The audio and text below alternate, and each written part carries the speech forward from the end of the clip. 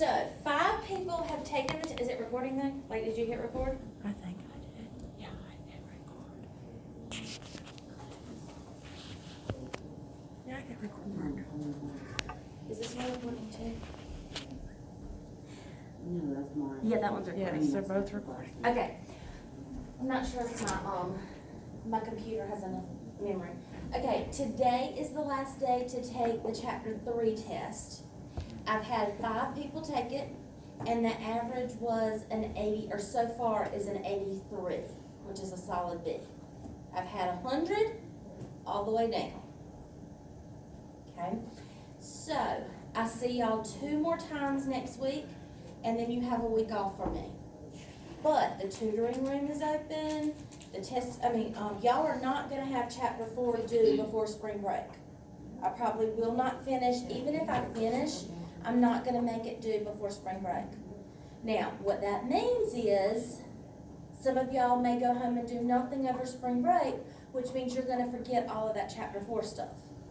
I'm trying to do this so that you can work on chapter 4 over the break, okay?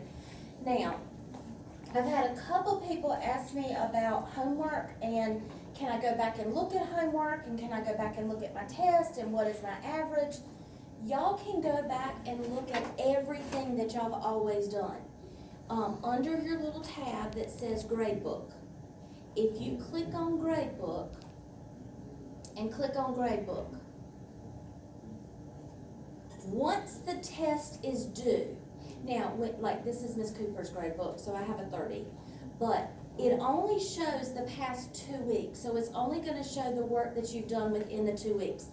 So if you wanna see the whole entire course that you've done, you just click on entire course. So this is everything that Miss Cooper has done in this class. Now, if I wanna go back and review the test that I did, I go through my grade book, I find the test that I want to review, and I hit the word review beside it. And I am reviewing my own test, because everybody's test is different. So I can see the questions that I got right, the questions I got wrong. So, for example, if I click on number 8, I can see that I answered convenience and the correct answer was cluster. So you can go back and see. Now, the test is active right now for chapter 3. So for those 5 people who took the chapter 3 test, let me go in for a second and do the chapter 3 test real quick just to show you what it's gonna look like. You will not be able to see your results for chapter 3 until after the due date. So if I go in and let's pretend I'm taking the chapter 3 test. Because a lot of y'all will go down there today and take it. So if I go in, that's the only test that's open is the chapter 3 test. The person is gonna type in the password. And I've already told you your test is 19 questions, okay?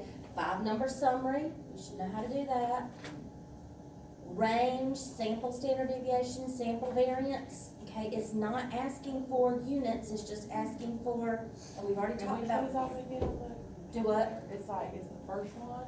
The range is high minus low, the standard deviation is SX. And how do you get sample variance? All the numbers from your sample deviation squared. So if I do stat edit and I do stat count 1 var stats, oops, I don't need L2 because it's just one list. Your sample standard deviation is gonna be your SX. So if this was my data, my SX, my sample standard deviation would be to 1 decimal place, would be 12.4. Are we good? Now, for the sample variance, that is your standard deviation squared. Are we paying attention? Oh, sorry. I thought we wanted the extension on our electric bill. So to get our variance, we square our standard deviation, but you have to do the whole thing. So that whole 12.355296, whatever it was, you take that whole thing and you square it. That is gonna give you your sample variance.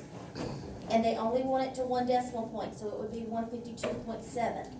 We good? All right. Could you go back to the 5 numbers over? Yes. The 5-number summary, you're gonna type in all that data into your stat edit. And then you're gonna do, so once we do all that data into L1 only, you don't have an L2. You're gonna type all that into L1, and you're gonna do stat calc, 1 var stats, and we're only gonna do L1. Your 5-number summary is the last 5 things on the second page. The mean, Q1, median, Q3, and maximum, that's your 5-number summary. Mean is your X bar, median is your MED, mode is the number that appears the most. So you go through and you answer all these data. What's the formula for data? Data. I mean for Z-score, my bad. Data minus mean over. Standard deviation. And so you go through and you answer all of these questions. I'm just gonna fill something in. You go through and you answer, how do you find Q3? Stat edit, put them all in, look at your last 5 last 5 things, is your Q3. 68, 95, 99, 7 rule, and look, it even says it right there. Oh, thank God. Oh, you don't have to memorize it. 68 just means 1 jump, 95 means 2 jumps, 99, 7. So if it's 3 jumps, what is it gonna be? 99.7. 99.7, okay? So then you go on, I'm gonna leave the rest of that one blank, you go on, this is a Z-score, data minus mean. Can you go back to that one? Yeah, Okay, you've already got the Z-score. This one. this killed is the me last fuzzy night. downstairs. Right, okay, so you're gonna take. It's So, gonna be. hold on, I've got one that I did in, What's the problem? Wait, what are we doing? You got Z-score, you got your Z-score already. okay, And hold what is on. it? You What got your is it? standard Z deviation. minus, what is it? Data minus mean over standard deviation. So what is Z it? equals that, so you'd have to put the -1.5 for What the is Z, Z? and then you don't have your data, so it'd have to say equals X minus 98.20 Z So standard for deviation? over You are, 0.62. okay, so like if I have that one, because it has a Z in it, that is screaming that you're gonna use Z equals data minus mean over standard deviation. They told you what the Z is. Right, The data, we don't know. What is her temperature? So we don't know the data. The mean is 98.2. The standard deviation is 0.62. This is where we get rid of the hussy downstairs. So what do we do to both sides? add to both sides, correct? No, Multiply. multiply 0.62. The hussy's held together it. by division. So you Okay. get rid of the hussy by multiplication. So when you That's get right. this answer, what do I now do to both sides? Go. And You add 98.2 to both sides. What? Okay, So you I'm gonna multiply 0.62 to both sides. do, so 0.62 times negative, That's not One. 0.62.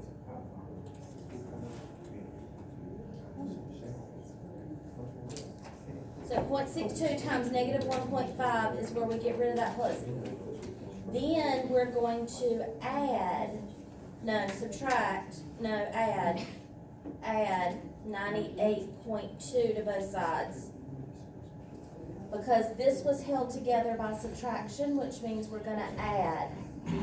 Because this was subtraction, we're gonna add 98.2 to both sides. So once you multiply your standard deviation to negative You add your 1.5, then you add 98.2 to what you get right there. Yep. And that gives you your And that data. gives me the answer. Yep. Okay. Multiply. Now, so once you get all of your answers and you submit your test, which is the 19 questions, which is what I told you it was gonna be. As always, you don't see, I made it 2.6. I know, that's awful. You won't see, you'll see your grade. Now, when you go into the grade book, so when I go in now to the grade book, my grade is in the grade book. So if I wanna know my average at this second, how did it affect my average, whatever, I go to my grade book. Some of y'all are addicted to the grade book. Some of y'all never look at the grade book. My average went from a 30 to a 20, okay? I can see that I just made a 2.6 and I spent 6 minutes, whatever. If I try to review that test, it's gonna come up and say, Miss, why is Miss Cooper being able to review it? Miss Cooper shouldn't be able to review it. You said we won't be able to view it until the Deadline closes. So hold on, let me look, cause you're not supposed to be able to review it. Let's see. So you won't be able to review it until tomorrow. Hold on, let me go. Even if we took it, cause it doesn't close till tonight. Cause it doesn't close till tonight. It closes at 11:59. I don't set it till 8:30 because some of y'all, it may take like 8:31 or 8:32. So I don't close it. Hold on, let me double check something. So I don't close it until 11:59, but y'all can't take it at 11:59 because of, hold on, let me check up.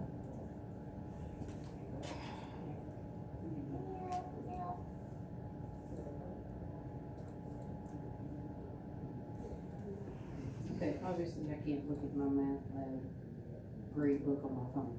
Yes, you can. You should be able to. It's making me do this. Okay, so let me come here. Can I show you? Yeah, hold on just a second. So if I go into gradebook and I click on review, oops. I click on review, beside the chapter 3 test, it is gonna come back and fuss at me and say, your teacher will not let you look at this until after the due date has passed. But tomorrow, you can go in there and click on review, and you can see what you missed and what you got right and wrong, just like I did with chapter 1 and chapter 2. Now, I have some people who say, I wanna go back and look at a particular homework problem, but the homework's already due. Can I go back and look at an old homework problem? Absolutely. If you go in though through the do homework button, so if I go in through do homework, I can't click on chapter 3 anymore. I can't go to chapter 3 anymore because it's past due. So if it is past due, you've got to go through the grade book. Just like we reviewed the test, you can go through the grade book. So if I go to the grade book now that it's past due, and I want to look at an old homework, like 3 point whatever. I don't think I did 3 point whatever, but I can go to an old 2 homework. So if I want to go to an old 2 homework, I click review. Now it brings up my homework, but it'll say you're reviewing your homework, it will not change your score. So you can go in there and you can look at your old homework, but you can't change your score. Does that make sense? So you can go in and look at it, you can even redo it. Okay, that's what I was saying. Yeah, you can redo it. I can do dot plot, I can check it, I can do whatever. You know, check answer. I can do it again, but it's not gonna change my score if I get it right. Are we good? But the best way to see how you're gonna do on the test is that homework optional review.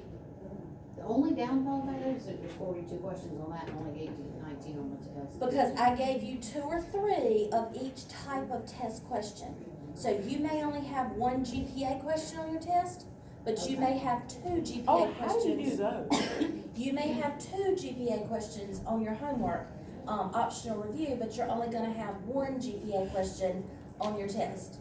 So if I say that I made an A in a 3 credit hour course, and I made B's in each of 2 4 credit hour courses, and I made a C in a 5 credit hour course, and I made a D in each of 2 1 credit hour courses.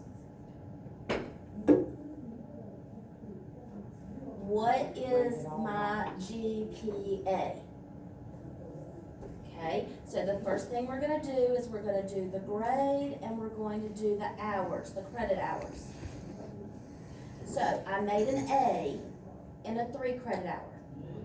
I made B's in 2 classes. 2 classes. And each B was a 4 credit hour class. I made a C in a 5 credit hour class. I made a D in each of 2 credit classes, and there were 1 credit apiece. Are we good? And in the directions, it's gonna tell you that an A is a 4.0, a B is a 3.0, a C is a 2.0, a D is a 1.0, an F is a 0. It's gonna tell you that in the directions. So the first thing you're gonna do is change your A to a 4.0, your B's to a 3.0, your C's to a 2.0, your D's to a 1.0, and if you had an F, you would change it to a 0. You go to your calculator, and in your calculator, you're gonna do stat edit.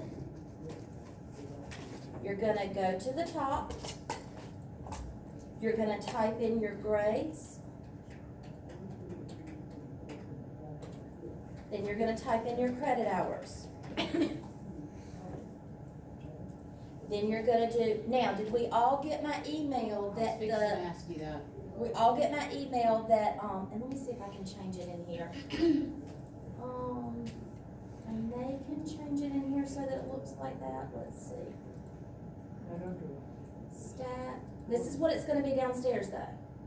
No, I can't change it, Is it just like? but I'll show you what it's gonna look like downstairs. L2, and you're gonna do 1 var stats of L1 comma L2. So the GPA is gonna be a 2.7. Your GPA is your mean. Now, in the testing room, when you do stat calc, it does not look like this. What did you Some get of for them, GPA? some of them are like that. Oh, some of our, Yeah. oh crap. Okay, yours was like that? Mine's the other way. Yours is the other way. Okay, so if you get a calculator and yours isn't like that, but you want it, I didn't know that they were different. I thought they were all like this. So it looks like some people are getting them like this, some people are getting them the other way. You need to be prepared for both. If you get a calculator like this, you will do L1 and you'll do L2, okay? If you get a calculator the other way, when you hit stat, 1 var stats, it's just gonna say 1 var stats. Then you have to do second L1, comma, second L2. That's what I have to do, that's what I was gonna ask, okay. So if this was, pretend, hold on, let me get out of here. Pretend this said 1 var stats already, you would do second L1, comma, second L2. But when you do stat calc and hit enter, that 1 var stats already comes up. So when you do stat calc, that 1 var stats already comes up when you hit enter. You have to manually type in L1, comma, L2. Now, if you don't type that in, it is automatically an L1 period. I had that problem. Okay, see me after class. If you just type in 1 var stats, it is understood just to be list 1. If you do L1, comma, L2, that means you're doing it for both lists, and it looks like both calculators are out there, so you need to be prepared for both. I'm putting that here. Okay. Dimensional mismatch. If we do go to, I did that too last night. I'll show you what, I figured it out, I didn't have enough numbers. your numbers don't match. That's. Let me show you, because y'all are gonna come up with stuff like this on your calculator. What happened with her is when she did stat edit, and she was typing in her data, this is what she has. And so when she does L1 and L2, the calculator's yelling saying, everything is matching up, but you don't have a partner for him. So when it comes up dimensional error or dimensional mismatch, that's saying that you don't have partners for your L1 and L2. That means they're not the same length. So if you go take him out and make them the same length, then you'll be good. I almost called you, I bet I You was should have. freaking out, but I figured it out. And remember, if you get a calculator that you don't like, the tutoring assistants cannot help you, but they can switch it out. You can say, can I have another calculator? I don't like, can I have another calculator? Also remember, if you go in and let's say, your L2 has gone. Somebody before you disappeared your L2 and it goes from L1 to L3. When you hit stat, that very last one, setup editor, that is like defaulting to original. So when you do, if you go to stat and go to setup editor, oops, I did it twice. If you do stat and go to setup editor and hit enter, and now go in and do stat edit, it brings back everything that was gone. It like defaults it back to original. But if you get a calculator that you don't like, by all means, turn it back in and get another one. They just can't help you fix it. Are we good? Don't they do that now? Huh? Don't they do that? They clear all out for us, They right? do, but when the calculator, like just in here, I have some people who has the one bar stats and has the L1, L2. It's according to when the calculators were made and the batch of calculators. So some calculators are newer, some calculators are older. So, so that kind of, if you haven't done that optional review, I know some of y'all say, but it doesn't count towards our average. Really, by doing it, it is helping your grade. So if I go into my grade book, because I have some people that are ticked off, I did all those problems and it's not affecting my grade. Really, it is. So when I go in here, oops, that's my past month. Those optional reviews do not affect your grade, but they do tell me a lot about how you're gonna do on the test. And remember, when you're doing that optional review, don't start and stop. Don't do a couple problems and say, oh, I'm stuck, let me go find my notes. And do a couple problems, let me go to my notes. Because that is not preparing you for the test. What's preparing you for the test is to pretend that that is a test and go through and work it. Have your freak out moments. It's okay. Then when you finish the test, then go through and say, I missed number 15, I missed number 26, 27, 28. Those are the ones I need to go study. Those are the ones I don't know. Because y'all, it is easy when I do it. Sitting in here, it is easy. But waiting until the last minute to do the homework, waiting until the last minute to do that review, it's all going to bombard you. It's all going to snowball. And it's all going to overwhelm you. This is not a class that you can do at the last minute. Now, good news, we're not going to finish, like I said, we're not going to finish chapter 1 before the break. Okay? We're going to work on it a little bit before the break. But I'm not going to reteach everything when we get back from the break. Now, when we started last time, and we only did a teeny tiny bit of 4-1. When we started last time, we started talking about what probability was. Probability, anytime you hear the term probability, it is what makes me happy over the total. What makes me happy over the total. Now, and we did like 1 or 2 problems, we didn't do many, and we're going to talk about, there's 3 types of probability. And they're listed in here, there's 3 types of probability. The first type we're going to talk about is relative. It's also called empirical or experimental. The second type is classical or theoretical. And then the last type is subjective. So there's 3 types of probability that we're going to be doing. We're going to be doing relative probability, also known as empirical or experimental. We're going to be doing classical probability or theoretical probability, and we're going to be doing subjective probability. Now, relative probability is what actually happens. Classical probability is what should happen. Subjective is what your gut says. And we're going to talk about all 3 of these today. No matter which one we're doing, it's pretty much what makes me happy over total. So if I tell you to flip a coin, half the time it should be heads, half the time it should be tails. That's theoretically what should happen. So the probability of flipping a heads on a coin, the probability of flipping a heads on a coin should be 1/2. Half the time you get heads, half the time you get tails. That is theoretically what should happen. But if I say, Kiana, pick up a coin and flip a coin 10 times. And you pick up a coin and Kiana flips the coin 10 times. And she does head, tails, tails, heads, heads, heads, tails, heads. 1, 2, 3, 4, 5, 6, 7, 8.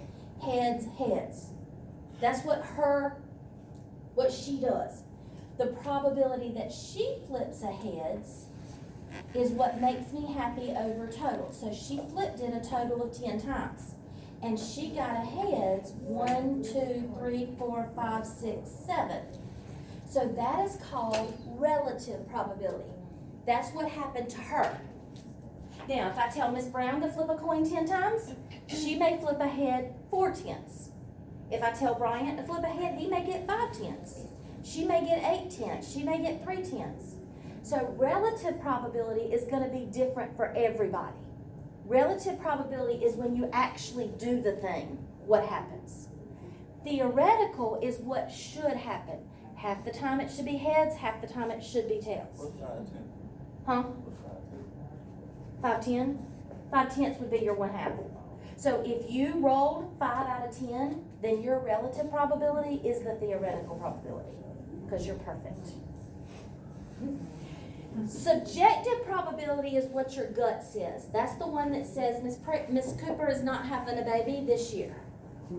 Okay? Miss Cooper's not going to get married again this year. The probability of me having a baby this year is 0. The probability of a lot of we had that fixed. The probability, he's 50 and I'm 45. We've had that fixed. The probability, I'm a grandma now. The probability of, the subjective probability of a lot of you taking the math test today is 100%. Okay? But when y'all go into the test, y'all got that gut feeling. Y'all are like, okay, I feel good about this test. There's an 80% chance I passed, or I know I did bad. There's a 20% chance I passed. So that's your gut feeling. That's your subjective probability. Okay? So, if you actually do it, that's relative probability. If it's what should happen, that's classical probability. And subjective is just what your gut says. So the first one that we're going to talk about is the relative probability. This is when you actually do the thing, do the experiment. And again, I told you that relative is also called empirical or experiment.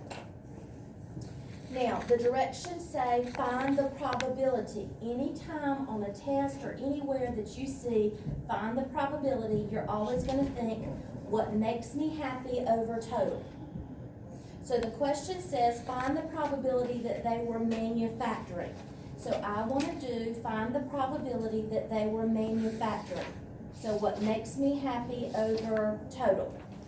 So what makes me happy is that they work in manufacturing. So what is going to be the make me happy part? 15,000. So what makes me happy is going to be the manufacturing. And I can even put my cute little happy face. Those are what makes me happy, is the 15,338. How am I going to get my total? You're going to add up the 120, 221, the 10,852, the 15,338, and the 24,22. And I think Ms. Cooper has already done that. It is 148,833. So that is going to be my total. Now, if you pay close attention, because some of this will get you later on in the course, it says in thousands. Well, that's in thousands and that's in thousands. So technically, those cancel each other out. So you would be okay if you didn't even notice it. But you just need to pay attention that both of those answers are in thousands. So let me show you both ways. So if I do, second quit. So if I do 15,338 over 148833, or if I do 15,338,000 over 148833,000, they're gonna give me the same answer. Now, in my math lab, it may ask you for a fraction. This one's probably gonna ask for a decimal. I think this one's gonna ask for a decimal. So, my probability, that is gonna be the decimal answer. What is my percent answer gonna be if they ask me for a percent? 10.30. Whoop whoop. 10.3%. Oh. You did whoop. 0, yeah. Yeah, 10.3%. 10.30 is what I Yes. said, so. We good? What makes me happy over total. So manufacturing makes me happy, the total is everything added up. And in this problem, they're both in thousands, so whether you put the thousands on both is fine, whether you don't put the thousands on both is fine. It's still gonna give you the same answer. Now, classical is what should happen. If you flip that coin 2 times, it is still what makes me happy over total. So we still solve it the same way. Classical is also called theoretical. Okay? So if I roll a fair die, now a lot of people don't know, number one, what a die is. Most of y'all are used to talking about dice. In games, we usually have 2 of them, so we call them dice. But if you only have 1 of them, we call it a die. Okay? So, die is one of them. Fair means, y'all, in the world, sometimes people are unfair. Who would have thought? This just means it's a fair. It's not been tampered with. It's not illegal. So, a fair 12-sided die. Most dice are 6-sided. This one is 12-sided. Okay? And if you haven't seen a 12-sided die, let me Google it real quick for those of you who aren't gamblers. Let me do, Google 12-sided die. Images. Okay, there we go. That's what a 12-sided die looks like. Okay? And then if I go back to where I was, so if you roll a 12-sided die, it's going to give you a number between 1 and 12. We good? Okay, so if I want to know, so we have a 12-sided die, I want to know what